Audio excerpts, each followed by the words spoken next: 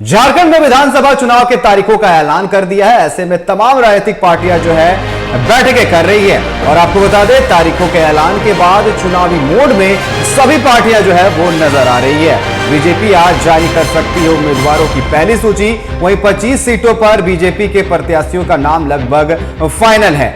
NDA के अंदर BJP 66 से 69 सीटें पर लड़ सकती है चुनाव। वहीं आजसू को 9 से 11 सीट, जदयू को 2 सीट और एलजेपीआर को 1 सीट मिल सकता है।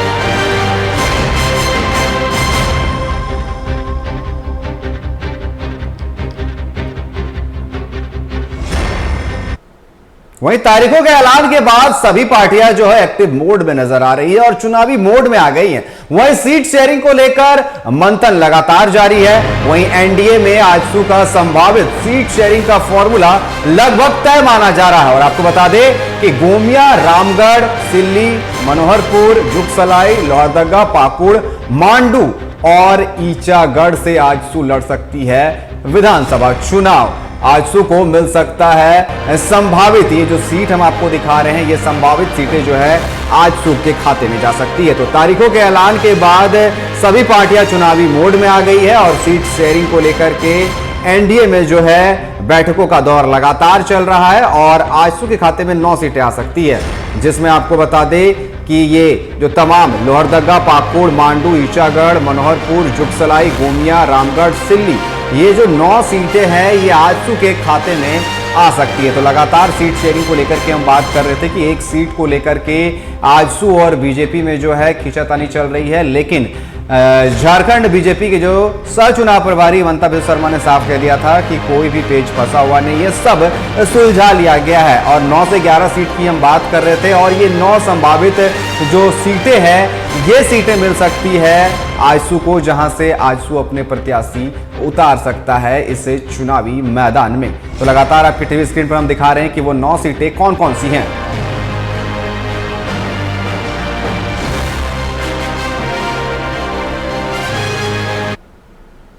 तो चुनाव के तारीखों का ऐलान होते हुए सभी पार्टियां जो है एक्टिव मोड में है और चुनावी मोड में आ गई है और लगातार बैठकें चल रही है। ऐसे में लगातार चर्चा हो रहा है सीट शेयरिंग को लेकर के और लगातार हम भी चर्चा कर रहे हैं, अपने संवाददाता से जुड़ रहे हैं और उनसे भी चर्चा कर रहे हैं कि जिस तरीके से हम अगर बात करें एनडीए घटक दल जो है यहां पर आजसू की अगर हम बात करें तो सीट शेयरिंग को लेकर के बात चल रही है। लगातार हम आपको दिखा भी रहे हैं और टीवी 45 भी आपको बता भी रहा है कि 9 से 11 सीट जो है ये आजसू को मिल सकता है। और अभी हमने आपको दिखाया जिस तरीके से 9 सीट जो है संभावित आजसू को दिए जा रहे हैं, जिसमें गोमिया, रामगढ़, सिल्ली, मनोहरपुर, जुगसलाई, लोहरदगा, पाकुड़, मांडू, ईचागढ़ है। ये सीटें आजसू के खाते में जा सकती है। और इस पर अधिक बात करने के लिए हमारे साथ लाइव जुड़ चुके हैं हमारे संवाददाता कुंदन।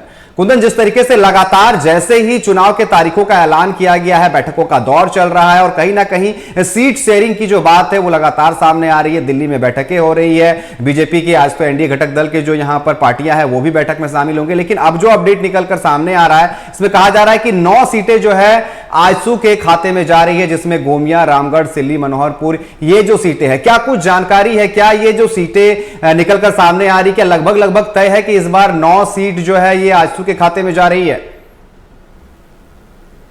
ये एक सीट और भी बढ़ाया गया है। डुमरी को लेकर भी जो है सस्पेंस था, लेकिन डुमरी भी जो है आजसू के ही खाते में, मतलब कुल 10 सीट जो है आजसू के खाते में जा रही है। और इतना ही नहीं, एक सीट और जो है जो आजसू से उम्मीदवार थे, संभावित उम्मीदवार थे, उन्हें जो है भाजपा के सिंबल से चुनाव लड़ने के लिए जो है बड़कागांव से लड़ने की बात सामने आ रही है। जो रोशन लाल चौधरी जो है वो आजसू के बतौर उम्मीदवार थे बड़कागांव से, अब वो जो है भाजपा के सिंबल पे चुनाव लड़ सकते हैं, ऐसी जानकारी जो है चलकर आ रही है।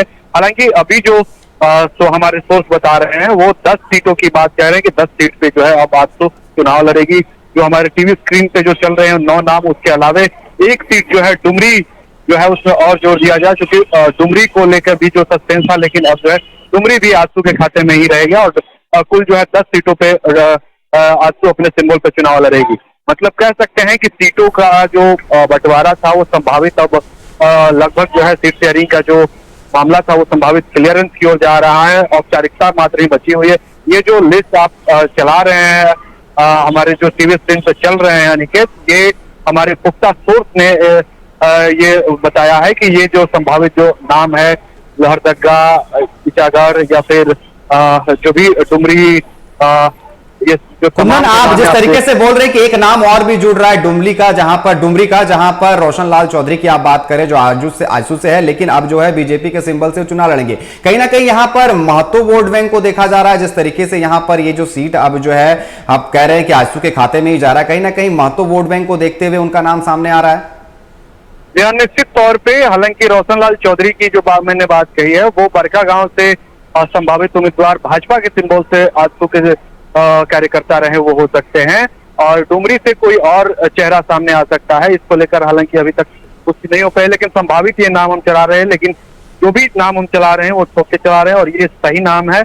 और निश्चित तौर पे कह सकते हैं कि ये जो सीटों का जो हम लोग नाम चला रहे हैं ये कन्फर्म ही माना जाए, क्योंकि जो हमारे सोर्स हैं वो उनका कहना है कि आजसू जो है कुल 10 सीटों पे चुनाव इस बार लड़ रही है। और आज शाम में जो बैठक होने वाली है उसके बाद जो है इसकी औपचारिक घोषणा भी होने की संभावना जताई जा रही है। निखिल जी बिल्कुल, कहीं ना कहीं जो यहाँ पर उम्मीदवार है उनमें भी काफी उत्सुकता होगी कि जैसे ही नामों का अगर ऐलान होता है तो फिर वो अपने प्रचार में लगेंगे, जिस तरीके से तैयारियों में लगेंगे, कहीं ना कहीं उनमें भी उत्सुकता होगी कि आखिर किनका नाम यहाँ पर सामने आता है। कहीं ना कहीं इसको लेकर के भी बातें चल, जिस तरीके 3-3 प्रत्याशियों के जो यहाँ पर नाम दिए गए थे कि इनमें से किसे यहाँ पर टिकट दिया जाए, कहीं ना कहीं उनके अंदर भी बेचैनी होगी कि आखिर कब तक जो है लिस्ट आएगा।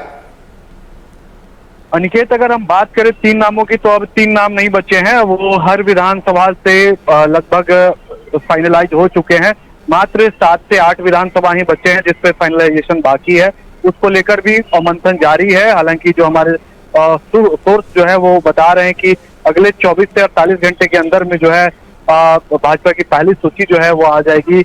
और अगर हम बात करें गठबंधन की तो गठबंधन में जो है आज सीट शेयरिंग का भी फार्मूला लगभग तय हो जाएगा और इसकी औपचारिक घोषणा भी जो है आज देर शाम तक होने की कयास लगाए जा रहे हैं।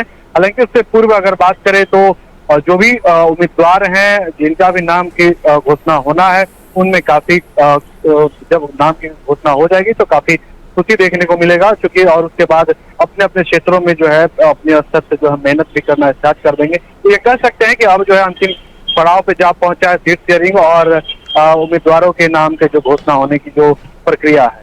जी बिल्कुल, जो हम बात कर रहे थे एनडीए की बात कर रहे थे, बीजेपी और आजसू की बात कर रहे थे सीट शेयरिंग को लेकर के, इस बार तो सब कुछ अच्छा चल रहा है। लेकिन अगर वही हम बात करें इंडी गठबंधन के बारे में अगर हम बात कर ले कुंदन, तो कहीं ना कहीं वहां पर अभी कुछ फिक्स नजर नहीं आ रहा है कि कितनी सीटों पर जेएमएम चुनाव लड़ेगी, या फिर जिस तरीके से कांग्रेस 31 से 33 सीट वहां पर मांग रही है, ऐसा लगता नहीं है कि 31 से 33 सीट इस बार जेएमएम उन्हें देगी, क्योंकि जिस तरीके से हेमंत सोरेन इस बार अलग ही अंदाज में नजर आ रहे हैं और जिस तरीके से हरियाणा की हम लगातार बात कर रहे हैं वहां पर वो बैकफुट में चले गए। कहीं ना कहीं इस बार जिस तरीके से हम जेएमएम की बात कर रहे हैं, कहीं से कहीं वो 45 से 50 सीट पर इस बार जेएमएम चुनाव लड़ सकती है और 20 से 25 के बीच में ही इस बार जो है कि लगभग कांग्रेस को सीट मिलने वाले। कहीं ना कहीं इसको लेकर के भी वहां पर कोई फॉर्मूला अभी पूरा तय होता हुआ नजर नहीं आ रहा है। हालांकि उनके प्रवक्ता जो है उनका कहना है कि सब कुछ ऑल इज वेल है, लेकिन ऐसा कुछ देखने को मिल नहीं रहा। अनिकेत, जेएमएम की जो तैयारी है वो 50 प्लस की है, ठीक है। अब देखना यह होगा कि बात कैसे बन पाती है या फिर राहें जुदा होती है, वो तो देखने वाली बात होगी। लेकिन फिलहाल जो बैठकी हुई है, चाहे रांची में हुई हो या फिर दिल्ली में हुई हो, अब तक इसमें यह फार्मूला नहीं बन पाया है कि आखिर कौन से दल जो है कितने सीट पे लड़े। अभी तक संख्या बल निर्धारित नहीं हो पाया, साथ ही एग्जैक्ट जो सीट कौन कहाँ से लड़ेंगे इसकी भी अभी तक जो है कोई भी जानकारी निकल कर सामने नहीं आ पा रही है। तो ये कह सकते हैं कि अभी जो है यूपीए में सब कुछ ऑल इज वेल नहीं है, सब कुछ सही नहीं चल रहा है, या कहने में कोई गुरेज नहीं है हमें। और चूंकि जब तक बात जो है अंतिम पायदान पर नहीं पहुंच जाती है तब तक कुछ भी कहना जल्दबाजी नहीं होगा, क्योंकि जो महत्वाकांक्षा जो है जो जेएमएम का वो कहीं ना कहीं वो कांग्रेस को दबाते हुए दिखाई दे रही है, कांग्रेस को आंख दिखाते हुए, क्योंकि हरियाणा चुनाव में जो कांग्रेस का परफॉर्मेंस रहा है उसके आधार पर अब जो है जेएमएम ज्यादा सीटें कांग्रेस को देने की फिराक में नहीं है। साथ ही अगर हम आरजेडी की बात करें तो आरजेडी को भी जो गत वर्ष जो मिला था वो भी जो है वो देने की फिराक में नहीं है, उसमें भी कटौती करने के जो है मूड में जेएमएम दिखाई दे रही है। तो ये कह सकते हैं कि 50 प्लस में जो है जेएमएम खुद से चुनाव लड़ने की तैयारी कर रही है। अब देखना यह होगा कि ये महत्वाकांक्षा कितना हावी होता है और कितना भारी पड़ता है, या फिर ये जो भी मुद्दा है वो सॉर्ट आउट हो जाता है, या फिर राहें जी जुदा बिल्कुल, अब होती है। देखने वाली बात होगी कि राहें जुदा होती है या फिर साथ में चुनाव लड़ते हैं इंडी गठबंधन। फिलहाल आपका हमारे साथ जुड़ने के लिए और तमाम बातचीत करने के लिए आपका बहुत बहुत धन्यवाद। तो ये रास्ता बिल्कुल जो आपको दिखा रहे हैं कि जो एनडीए घटक दल जो है आजसू जो है लगभग 9 सीटों पर लगभग तय है, 9 से 10 सीटें उसे मिल सकती है जहां से वो अपने प्रत्याशी उतारेगी।